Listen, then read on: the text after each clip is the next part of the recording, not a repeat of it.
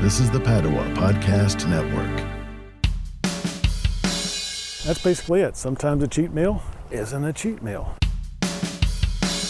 Hey, welcome to Running a Fever, episode 131. Why you need a cheat meal.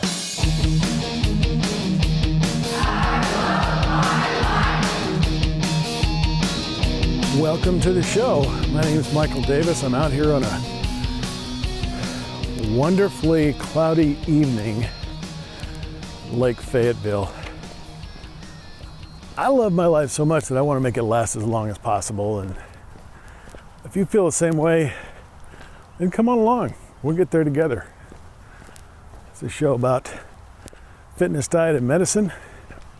The goal of not only adding years to our lives, but adding life to our years. And it's kind of warm. It's, of course, I've got on my sweatshirt, same old sweatshirt that I always wear, but it's more like a mini dress now. I would just guess it's probably 70 degrees or more. It just feels like to me, but I think it's not cooling off because of the clouds. We've had a warm weekend. I've heard a lot of people talking about doing yard work.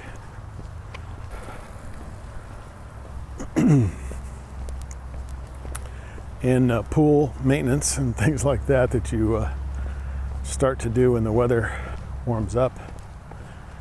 And but not really that crowded out here right now, so it's more than usual number of people, but not a crazy amount. Maybe because it's cloudy, and I did feel a few raindrops earlier before I came out here.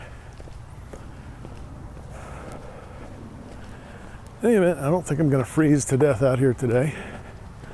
I am concerned about it getting dark because it was after 5 before I got out on the trail. It is still February. Days are getting longer, but not quite long enough that it's going to still be bright enough at 7 o'clock. In fact, most of the cars have their headlights on, so I've got my head lamp on and ready to turn on, which I'll probably do once I get into the trees here. Kind of an exciting day here at Lake Fayetteville over at the Botanical Gardens. There's a field right next to it, and 2 sheriff's vehicles pulled up with their sirens blaring and their lights flashing and went off-road into the field. So there must have been some kind of call, probably, I'm guessing, from a cell phone out on the trail somewhere or out in the field, I don't know. But it was kind of pretty far away from the trail, but really didn't stick around, but I did get a picture. So you'll see a nice picture of the Washington County Sheriff's Department vehicles with lights flashing out in the field. They may have just wanted to go fishing or something, I don't know. Yeah. You know, you got your 4-wheel drive vehicle and you want to tear off road for a while.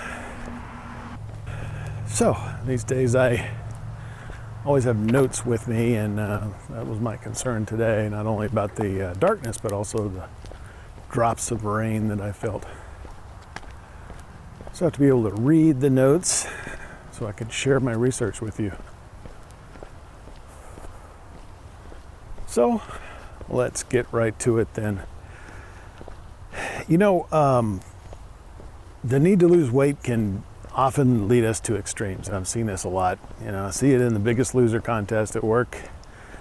And, you know, for me, that's what causes my failure, because I'll get into something that will let me lose weight for a while, but it's something I can't sustain for the long term. So I'll eventually have to drift back into something that winds up being what my previous habits were. usually. So, I mean, I do things that help to counteract that now. You know, for me, nothing is off limits. If I do eat a bacon double, triple cheeseburger, you know, then I'm not concerned that I'm, you know, committing a sin or something. I just have to eat less to make up for it and do more exercise and or preferably both. So I'm always on keeping track of my calories, and that's a habit. I do have a cheat meal now and then, but I just try not to make it a regular thing. You know, pizza is my favorite meal. So I could probably have that once a week if I wanted to, if I don't have any other, you know, terribly big meals.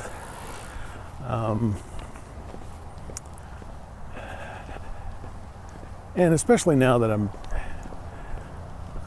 you know, I do still want to lose weight, but I'm not overly concerned about it as I was when I was 194 or 74 pounds.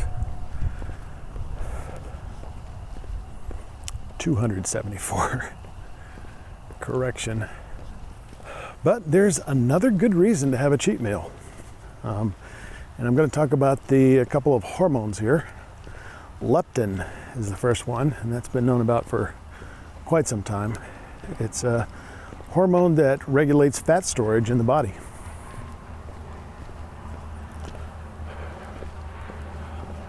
Obviously, instrument-rated pilot flying over today.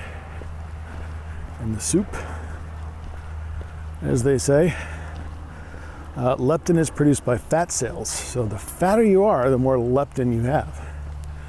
But if you're obese, you develop something like you build up a resistance to leptin, basically. That's why when you're obese, you know, well, let me just backtrack a little bit. What does it do? It regulates a metabolic processes. So if you have more fat, you have more leptin, and that's telling your body that it's okay to burn that fat. Because, you know, as you get decreases in fat storage, you need to save that energy. And leptin is the hormone, the chemical that actually tells your body to do that. So it kicks in that metabolic sort of shutdown that we talk about, that we get into when we stop eating. So the more low leptin, the more okay it is to burn fat. And when levels drop, the reverse is true. So it's not okay. You want to store fat when your leptin levels are low. So, ideally, this would work and we would never have to worry about getting fat, because we become obese and the body would say, you know, it's okay to burn fat. We burn. And we would sort of stabilize at a weight, you know, at least an amount of fat. So our body fat would stabilize that way. But it doesn't necessarily work that way. Because if you have too much fat, if you're obese, then it has kind of the reverse effect. And it can actually reduce that amount of leptin in your system. You develop sort of a resistance to it. So what do? You know, how do you do this? Well, you can actually use this process in your body in order to lose weight. So how do you do this? Well, you're cutting back. Your metabolic processes are slowing down. It becomes harder and harder to lose fat. cicadas are pretty loud right now. I believe they're called cicadas. I don't think it would just be crickets.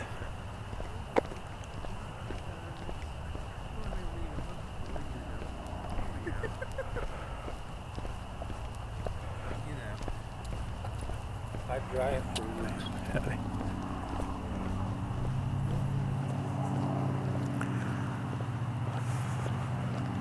It's called refeeding. When you refeed, you're eating a lot of food to stimulate leptin production. But it can't just be anything.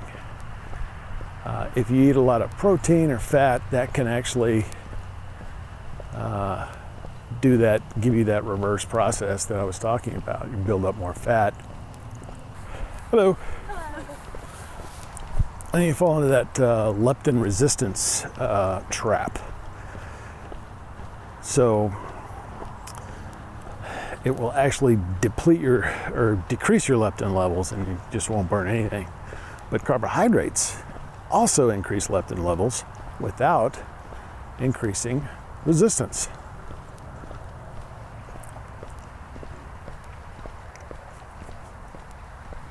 I should say without resistance. So you can eat carbohydrates. You can eat more bread, pasta, oats, cereals, things like that. If you are gluten intolerant, you can stick to rice, potatoes, sweet potatoes, and legumes, but not peanuts, because peanuts contain fat. And you can still have fat.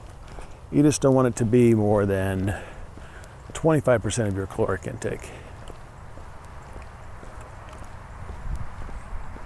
So if you're at 1,600 calories, you don't want to have 400 calories worth of peanuts, which is, I don't know, about a cup or so, or more, or any other fats. So some bodybuilders do this for a day. Some do it for 2 days. And your weight may go up slightly because you're eating a lot, but it should quickly recelerate to sort of jumpstart your program as you get a boost in your metabolism from the increased leptin levels. How y'all doing? Good, how are you? Good. So I had a baked potato last night. Probably have one again tonight because I don't like food to go to waste. And I bought them, and because I thought I was going to have people over, and then I buy more than enough usually in that situation, and I didn't even have the people over, so I've got these potatoes around. I don't know what to do with them except make things that are not healthy. So there you go. The only problem is when I eat a baked potato, it's like 1,000 calories. I mean, I put not butter anymore. I use Smart Balance, so that's helps a little bit, but it's still fat. And sour cream. Sometimes I use plain yogurt. Again, there's fat in that. But my dietitian said that yogurt is a carb, so maybe I'm okay there.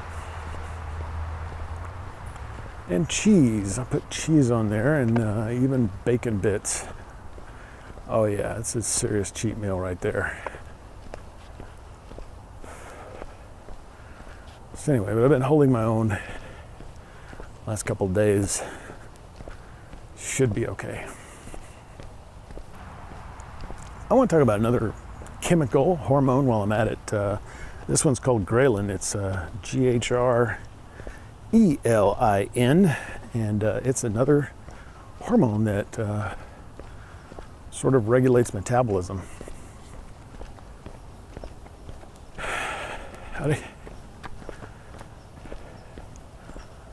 This one's kind of interesting. You ever wondered what makes you hungry at lunchtime?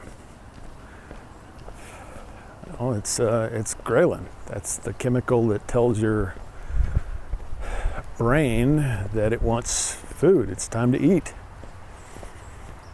It's the hunger hormone. That's what it's sometimes called. So ghrelin makes us hungry, but it also regulates metabolism. It's secreted by the stomach, which is interesting in a way that I'll talk about in a minute here. If you fast, your ghrelin goes up and you're hungrier, which kind of makes sense.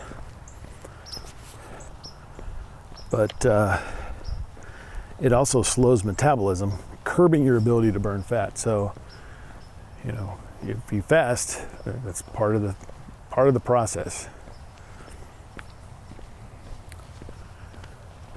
You get hungry and you stop burning calories, or you burn them more slowly. So it is secreted by the stomach, right? So there have been studies that show gastric bypass patients lose a lot of weight. Well, that's why they do it, right? But it's not just because it makes the stomach smaller and you can't eat as much. That reduction in the stomach also reduces your ghrelin levels, so you're not as hungry. So it's not just having a smaller stomach, it's having a lower level of those chemicals that come from the stomach. Now this may also account for the